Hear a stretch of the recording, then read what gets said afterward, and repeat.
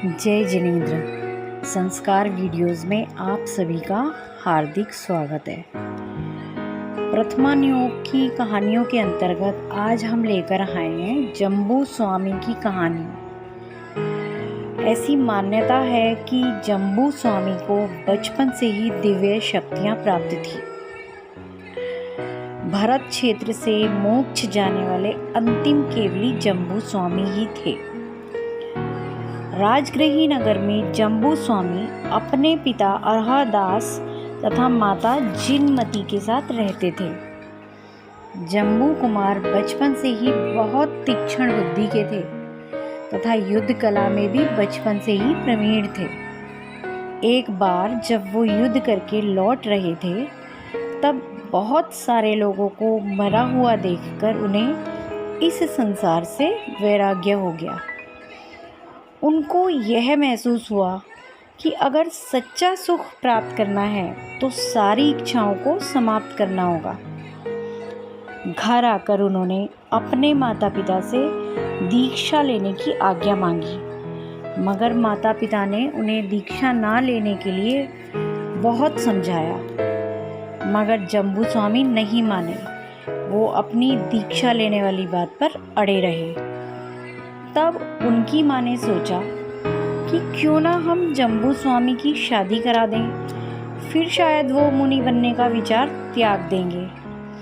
ऐसा सोचकर उन्होंने जम्बू स्वामी से कहा, बेटा तुम पहले शादी कर लो, इसके बाद तुम्हें जो करना हो वो कर लेना। जम्बू स्वामी ने अपने माता पिता की बात मान ली, मगर उन्होंने एक शर्त रखी कि शादी से अगले दिन ही मैं मुनि दीक्षा ले लूँगा और ये बात उन लड़कियों के माता पिता को भी बता दी जाए जिनसे उनकी शादी होने वाली है। जम्बू स्वामी के माता पिता को पूरा विश्वास था कि शादी के बाद जम्बू स्वामी स्वयं ही दीक्षा लेने का विचार त्याग देंगे, इसलिए उन्होंने जम्बू स्वामी की बात मान ली।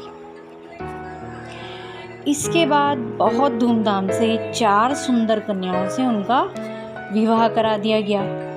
सभी लड़कियों को बता दिया गया कि जम्बू कुमार अगले दिन ही दीक्षा ले लेंगे। ये बात एक विद्युत नामक चोर को भी पता चली।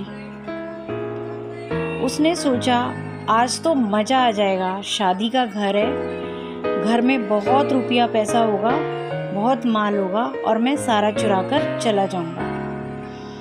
और वो अपने 500 साथियों के साथ जम्बू कुमार के घर में आकर छुप गया। वो चोर जम्बू स्वामी के कमरे में पहुंच गया और वहां पर पर्दे के पीछे छुप गया। उसने देखा जम्बू कुमार अपनी 4 पत्नियों से बातें कर रहे थे। 4 पत्नियां जम्बू कुमार को तरह तरह से रिझाने की कोशिश कर रही थी तथा दीक्षा लेने के लिए मनाने का बहुत प्रयास कर रही थी, मगर जम्बू कुमार अपनी पत्नियों को तर्क दे देकर चुप करा रहे थे कि हमारी इच्छाएं तो कभी खत्म ही नहीं होती। अपनी आत्मा का आनंद ही सच्चा आनंद है, जहाँ बाहर की चीज़ों से कोई लगाव तथा स्वतंत्रता ही नहीं है। हम क्यों इस नाशवान संसार में उलझे रहें? ये सारी बातें विद्युत चोर भी सुन रहा था। उस चोर को भी वैराग्य हो गया।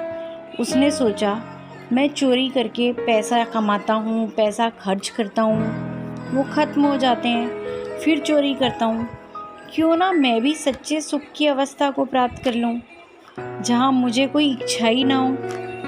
ऐसा सोचते सोचते उसने सभी चोरों को भी आत्मकल्याण के लिए प्रेरित किया तथा विद्युत चोर अपने 500 साथियों के साथ जम्बू कुमार के दीक्षा लेने से भी पहले ही घर छोड़कर वन में चले गए। सभी ने एक साथ दीक्षा ले ली तथा आत्म ध्यान में मग्न हो गए। अगले दिन जम्बू स्वामी भी घर छोड़कर चले गए।